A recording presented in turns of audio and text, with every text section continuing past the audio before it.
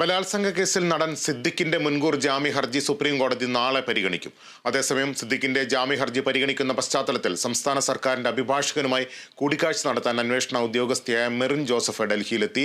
വിവരങ്ങൾ നിതിൻ പ്രഭാകരൻ നൽകും. നിതിൻ, സിദ്ദിഖിന്റെ നീക്കം സുപ്രീം കോടതിയിൽ എത്തി നിൽക്കുമ്പോൾ എന്തൊക്കെയാണ് സംസ്ഥാന സർക്കാരിന്റെ ഭാഗത്തു നിന്നുള്ള തുടർ നീക്കങ്ങൾ? അതിജീവിതം നൽകിയ തടസ്സ ഹർജി എപ്പോൾ പരിഗണിക്കും? ലിബീഷ്, രണ്ടുപേരും തടസ്സ ഹർജി കോടതിയിൽ നൽകിയിട്ടുണ്ട്. അതിജീവിതയും സംസ്ഥാന സർക്കാരും.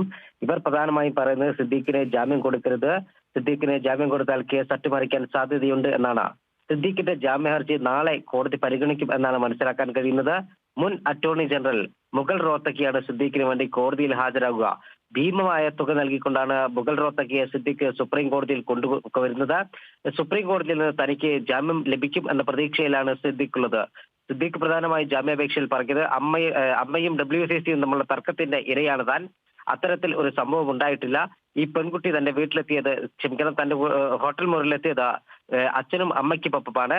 തന്നോടുള്ള പ്രതികാരം തീർക്കാനാണ് ഈ കള്ളക്കേസ് കെട്ടിച്ചമച്ചത്. 5 മാസം മുമ്പ് ഈ പെൺകുട്ടി മറ്റൊരു പരാതി നൽകിയിരുന്നു. അന്ന് പരാതിയിൽ ബലാത്സംഗം ഉൾപ്പെടെയുള്ള കാര്യങ്ങൾ പറഞ്ഞിരുന്നില്ല. ഇപ്പോൾ ഉണ്ടായിരിക്കുന്ന കള്ളക്കേസ് മാത്രമാണെന്നും സിദ്ദീഖ് വ്യക്തമാക്കുന്നു.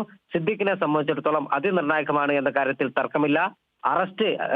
മുൻകൂർ ജാമ്യം ഇല്ലാതായാൽ, അല്ലെങ്കിൽ മുൻകൂർ ജാമ്യം കൊടുത്തിട്ടില്ലെങ്കിൽ സിദ്ദീഖിന്റെ അറസ്റ്റ് ഉൾപ്പെടെയുള്ള നടപടികളിലേക്ക് അന്വേഷണ സംഘത്തിന് കടക്കേണ്ടി വരും. നിലവിൽ ഹൈക്കോടതി മുൻകൂർ ജാമ്യം നിഷേധിച്ച പശ്ചാത്തലത്തിൽ സിദ്ദീഖ് ഒളിവിലാണ്. സിദ്ദീഖിനെ പിടികൂടാൻ ലുക്കൌട്ട് നോട്ടീസ് അടക്കം പുറപ്പെടുവിച്ച ഒരു സാഹചര്യം നിലനിൽക്കുമ്പോഴാണ് നാളെ സിദ്ദീഖിന്റെ ജാമ്യ ഹർജി സുപ്രീം കോടതി പരിഗണിക്കുന്ന നിർണായക ദിവസമായി മാറുന്നത്. ലിബീഷ്, ഇതിന് ജാമ്യ ഹർജി പരിഗണിക്കാനിരിക്കുന്നു. അതേസമയം തന്നെ സിദ്ദീഖിനായിട്ടുള്ള അന്വേഷണം എവിടെ വരെ എത്തി?